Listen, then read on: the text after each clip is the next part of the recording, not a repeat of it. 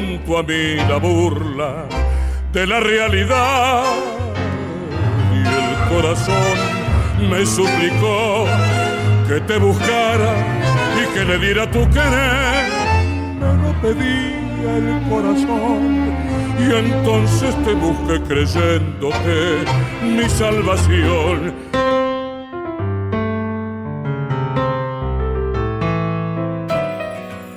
Bienvenidos va a ser la primera palabra que vas a escuchar cuando llegues a Villa Carlos Paz. Estamos muy cerca de tu casa.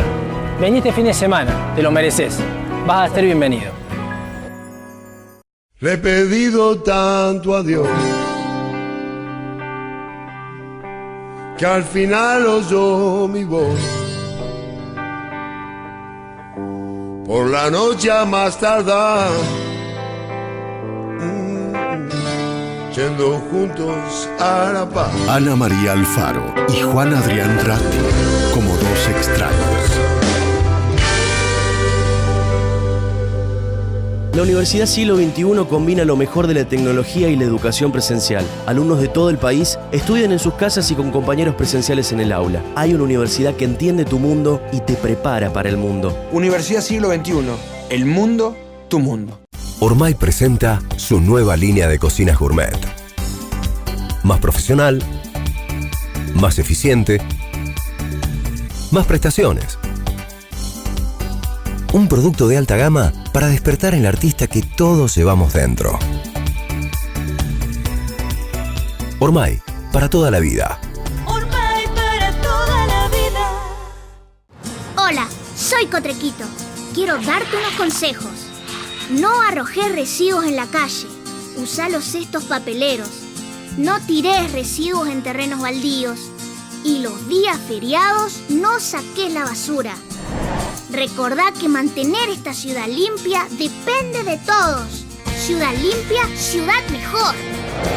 Cotreco, higiene urbana. www.cotreco.com. No esperes más para estar mejor. GEA, Sistema de Salud. Pavone, estaciones de servicio dual, calidad, servicio y limpieza. Pavone, signo de buen servicio. A un solo clic, compra online en www.dinosauriomall.com.ar. Desde la comodidad de tu casa, encontrá tecnología, electro, neumáticos, librería, juguetería, muebles y bazar. www.dinosauriomall.com.ar. Tus compras online las 24 horas.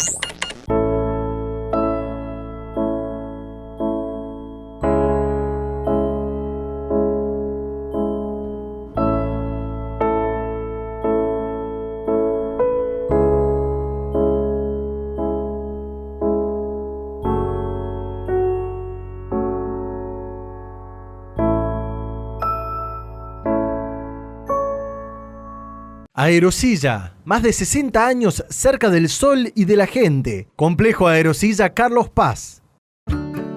Mi nombre es Jorge López. Mi familia está formada por mi señora y 4 hijos.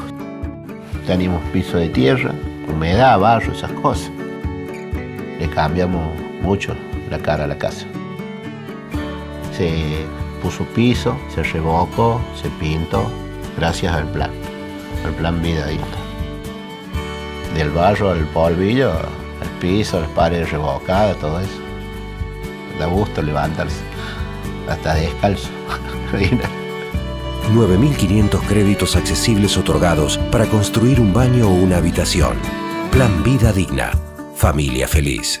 Se propuso, se hizo. Córdoba entre todos. Los extraños son los que se miran. Ana María, qué ganas tengo de seguir charlando con este prócer, ¿no?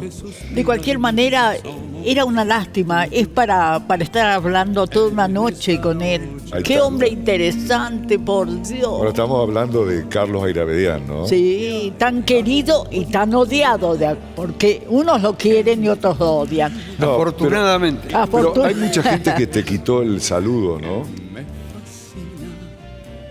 Yo siempre he experimentado eso del querer y del rechazar. El rechazo y la admiración.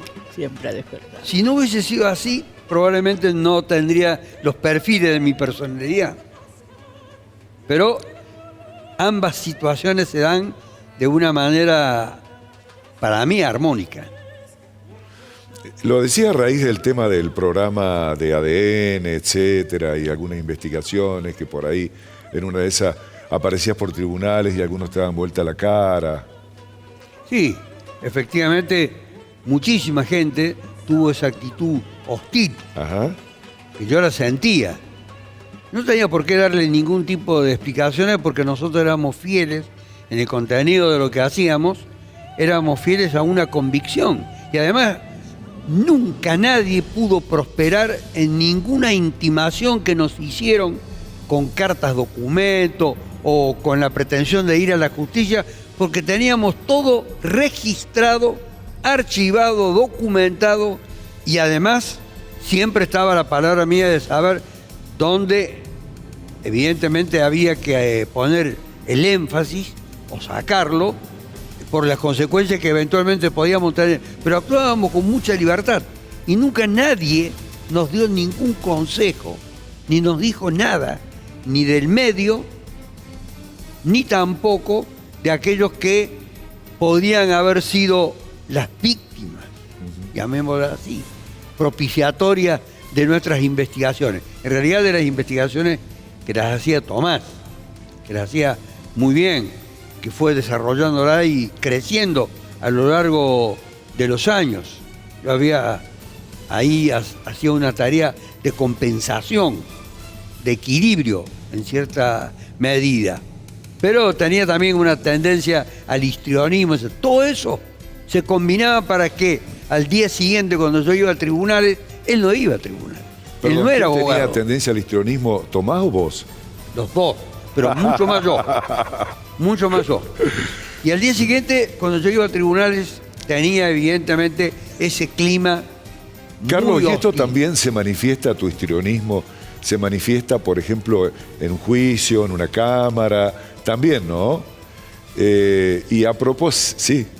Yo se manifiesta porque ahora tenemos en Córdoba, hace 10 años, jurado popular. Sí. Entonces hay la oportunidad para que el abogado, que sepa hacer gala de su conocimiento, despliegue ante el jurado su capacidad histriónica. Sí. Yo no voy a decir qué causa es, porque no quiero referirme a esa persona que todavía está con un recurso pendiente. Pero me levanté frente al jurado, yo hablo parado. Sí. Es decir, rompí una tradición de los que hablan sentados. Sí. No, yo decidí hablar parado. Y me dirigí al jurado y les dije si entre los miembros del jurado, que eran 12, pero 8 son los que tienen poder de decisión, si eran creyentes. No tenían por qué contestarme porque el jurado simplemente me escucha. Si eran creyentes, si eran católicos, etc., les advertía que el Papa predecesor de Francisco había restablecido la existencia del infierno. Y que si ellos eran creyentes y no votaban en consecuencia de acuerdo a la lealtad que se les exigía y a la verdad, podían ir a parar al infierno. Les hacía esa advertencia. A algunos les debía caer bastante mal. ¿Cómo fue defenderlo a Carlos Menem, no? Y vos has tenido también a lo largo de tu vida frases muy famosas, ¿no? Frases muy insólitas. Pues me vino a la cabeza una frase que dijiste respecto a Carlos Menem como fornicador serial. Pero no lo dije en el juicio. No. Lo dije fuera del juicio, en otra oportunidad, con motivo de otra circunstancia, en un programa de televisión, pero no en el juicio. Sí. En el juicio todo se refería a la participación que se le atribuye a Menem, todavía se le sigue atribuyendo, pero no tienen posibilidad de prosperar esas acusaciones en lo que ocurrió en Río Tercero. Entonces veníamos con una apelación ante la Cámara Federal de Apelaciones, con los otros 2 abogados defensores, de los cuales habíamos asumido la defensa, los doctores Antona y Arauz, y asumimos esa actitud de tirar abajo lo que había resuelto el juez de Río Cuarto. Y efectivamente tuvimos éxito. esa definición nunca más se volvió a modificar, pese a que se ha insistido sobre eso. Se lo ha condenado por el tráfico de armas, pero no por este hecho de Río Tercero. Esa es una defensa. Pero después un día, cuando se me ha preguntado sobre las características que yo le conozco a Menem, lo dije como un acto de veracidad. Yo lo conocí como un fornicador serial. Iban las mujeres, se agolpaban en el lugar donde él dormía y querían tener relaciones sexuales con él. Dije, qué caso fantástico. Y había una mujer que abría y cerraba la puerta. Ajá. Una señora que tenía una gran relevancia político e institucional, que dice: a este hombre hay que calmarlo en sus delirios. Y a esas mujeres hay que satisfacerlas en sus delirios. Mira vos. O en sus deseos, más que delirios. Carlos, has viajado mucho a lo largo de tu vida, ¿no? Sí, he viajado mucho. ¿Conocés todo el mundo? No, todo el mundo no. Más o menos. El otro día me preguntaban sobre la cantidad de países y me vi obligado a contabilizarlo. Son 76 países. Acabas de llegar de Washington y New York, ¿no? Sí, lo disfrutó mucho más Marina que yo, pero yo desgraciadamente tuve un accidente en el Bronx. Ajá. Me olvidé de la edad, me olvidé que estaba en una cancha rugosa en la intemperie, me invitaron a jugar al básquet y le dije que sí. Ajá. Y como consecuencia, nadie, era con personas que han recuperado su capacidad de vivir en sociedad, que fueron drogadictos y que fueron delincuentes, muchachos jóvenes, que me agradecieron que fuera a jugar, pero a los 3 minutos por esa cancha me caí y tuve una consecuencia que todavía la padezco en el brazo, muy seria y muy grave, que puso en peligro mi retorno. Ajá. Porque estoy anticoagulado y había que ver qué consecuencias me podía traer eso. Pero ella lo disfrutó mucho más que yo. Claro. No obstante, el impacto que me causó Chicago. ¿Te gustó? Pero a mí me gusta Oriente. Me gusta además la noche, el peligro, los lugares desconocidos, los lugares donde no van los turistas occidentales. África, por ejemplo. En África, en Asia sobre todo, por ejemplo, recordar ahora en este momento Myanmar, que durante 50 años no recibió turistas, ni extranjeros, ni dio visas, y tuvo virtualmente sometida a la población el gobierno militar, gran negociante del opio y de la heroína, el gobierno militar de Myanmar, que así se llama ahora la antigua Birmania. Y bueno, nosotros fuimos de los primeros cuando se abrió Birmania en ir a ese lugar realmente deslumbrante. Y decían, no, es un lugar muy peligroso. Entonces, ir a Yemen del Norte, donde 50 o 60 años atrás se habían tenido que ir aquellos que llevaban de la comunidad judía en Yemen del Norte 500, 600, 700, 800, 1000 años viviendo en esa zona montañosa. Habían tenido que dejar esos lugares y partir rumbo a Israel. Bueno, fue el último viaje virtualmente que se hizo de occidentales, porque durante esa época mataron a 7 turistas españoles. Pero a pesar de todas esas advertencias, el lugar me atraía por el peligro. Entonces, el peligro hay que enfrentarlo. Ajá. Forma parte del viaje, de la magia y del misterio del viaje. No me estoy haciendo el duro con eso, ¿eh? ¿Por qué te atrae tanto el peligro? Pero no me lo digas ahora. Yo quiero decir que estamos brindando con este exquisito vino Paso Viejo de la Carollense, un vino premiado que está buenísimo, ¿no? Quiero recordar también que estamos regalando un wok de Ormay, los alfajores de la Quinta y una joya de Vanessa Durán. Una combinación fantástica. ¿Viste vos? No sé, muy bien. No vi la joya, pero te la eligen para vos. En una de esas puede ser para Marina.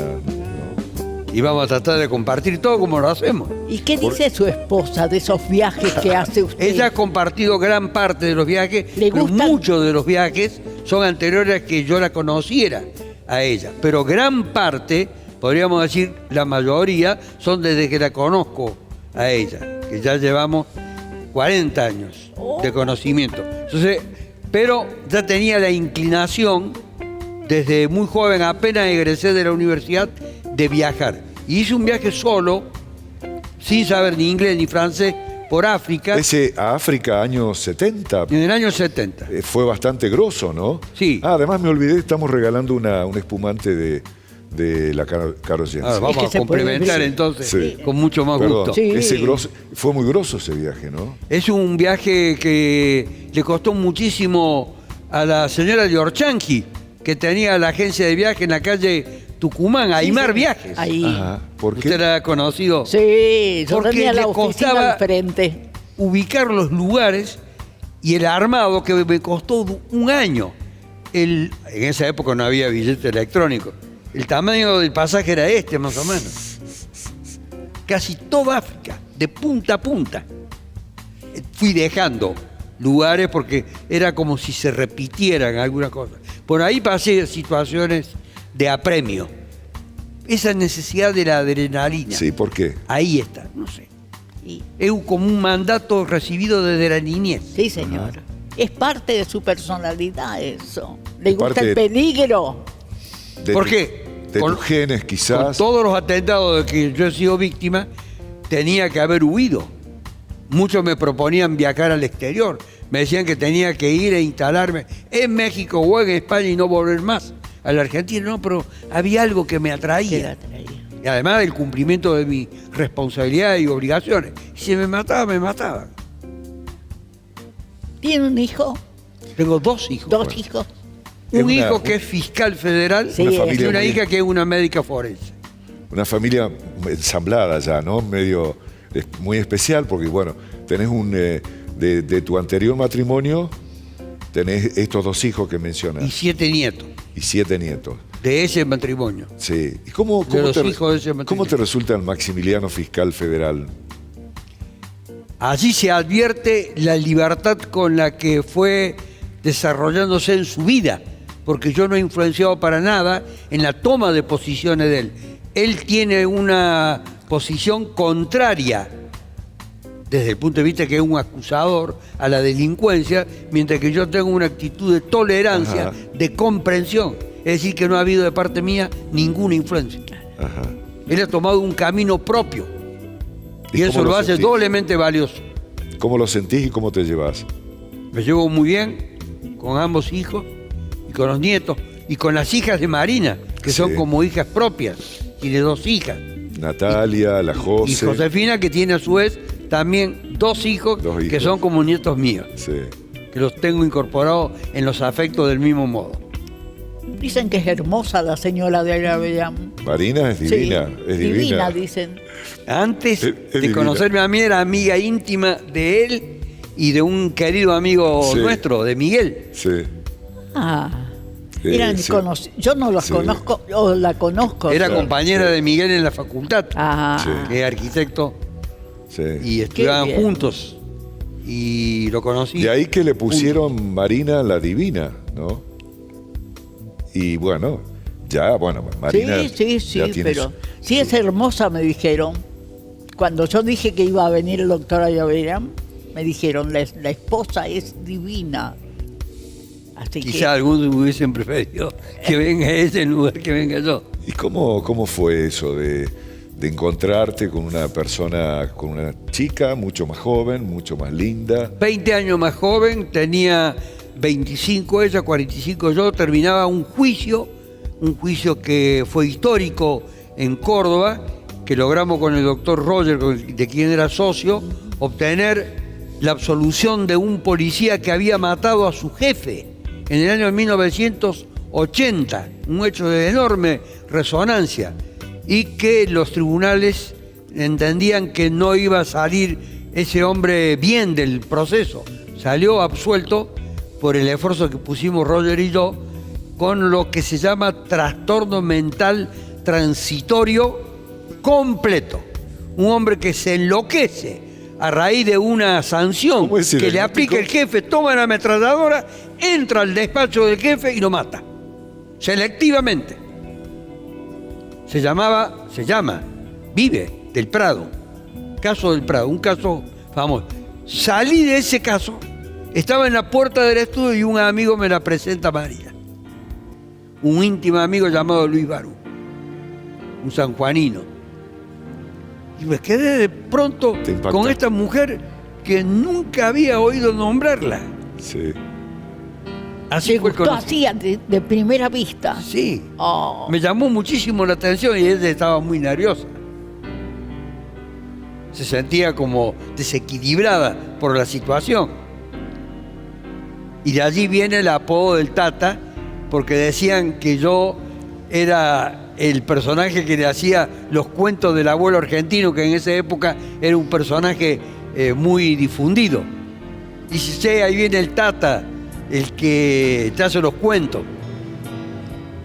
De ahí viene el apodo. Sí, así, yo te llamo, así me conocen ellos, con yo ese te apodo. llamo Tata, pero ahora estaba diciéndote Carlos, pero es lo que me sale naturalmente, ¿no? ¿Y estás feliz? Ah, la felicidad es un concepto muy ambiguo, muy complejo. Decir que uno es feliz es un acto extremo, diría yo. Porque hay situaciones, momentos en el que eso que se llama felicidad, que se quiere transmitir a los demás con una personalidad avasallante, segura, ostentosa, etcétera, tiene sus lados oscuros.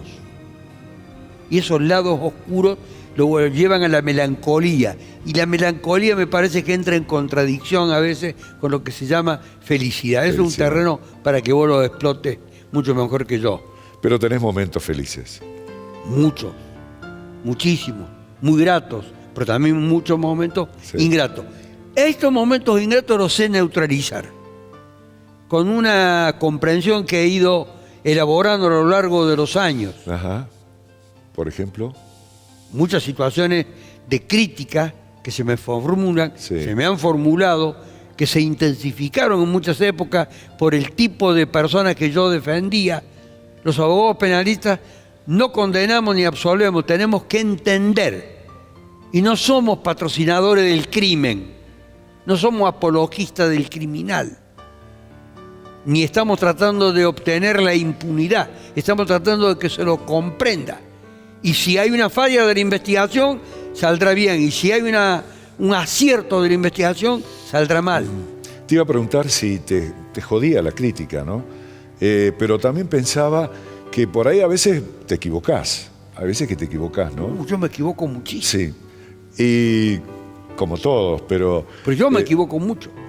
Pero tenés una virtud, ¿no? Donde salís vos claramente a expresar la equivocación y a ponerla en el auditorio o sobre la mesa, ¿no? Claro. Yo la asumo. La equivocación, ¿no? La asumo con todas consecuencias. Sí. Porque me parece que es un acto de fidelidad para conmigo mismo más que para los demás. Yo me siento en esos momentos feliz de reconocer que he tomado una decisión errónea, que puede haber causado daño, que puede haber causado perjuicio. Y me coloco en el rol del otro. Por eso siempre estoy con los derrotados. En un partido de fútbol, juegan los poderosos contra los que menos dotados son. Vos hinchás por... Yo estoy con los menos dotados. Me estaba acordando de, a raíz, me vino a la cabeza, después que dijiste el diagnóstico de este último juicio que dijiste, una caracterización no sé cómo decirlo, que te pusieron a vos en la época del gobierno militar, de la dictadura, como delincuente, terrorista y subversivo. Ese es el decreto del Poder Ejecutivo Nacional en julio del año 1976, poniéndome a disposición. Así te pusieron. Sí, el delincuente terrorista y subversivo Carlos Airamedia. Ya en el año 1960, con motivo de las grandes movilizaciones universitarias, tenía otra caracterización también de los servicios de inteligencia, que era el Castro-Trosco comunista. Era toda una contradicción. ¿Cómo? Sí, Castro-Trosco comunista. Sí.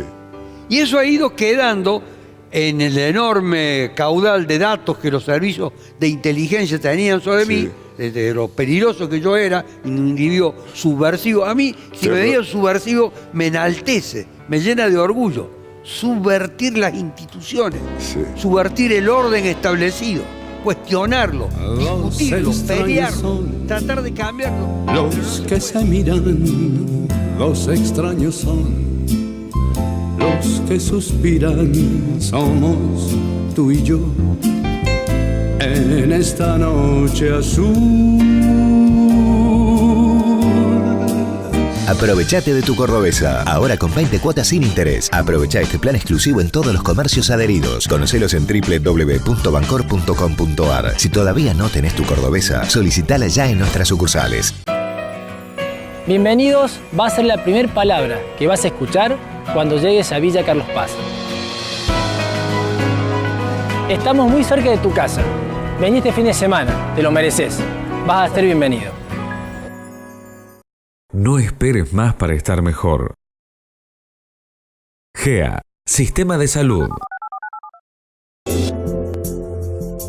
A la Mutual del MAS pueden asociarse empleados y funcionarios de los 3 poderes del Estado, provincial y municipal, como así también jubilados provinciales y nacionales. Calle Entre Ríos 362. Aerosilla, más de 60 años cerca del sol y de la gente. Complejo Aerosilla Carlos Paz. Yo amo lo que hago, fundamentalmente investigación en la Facultad de Ciencias Médicas. La pasión surge desde adentro mío.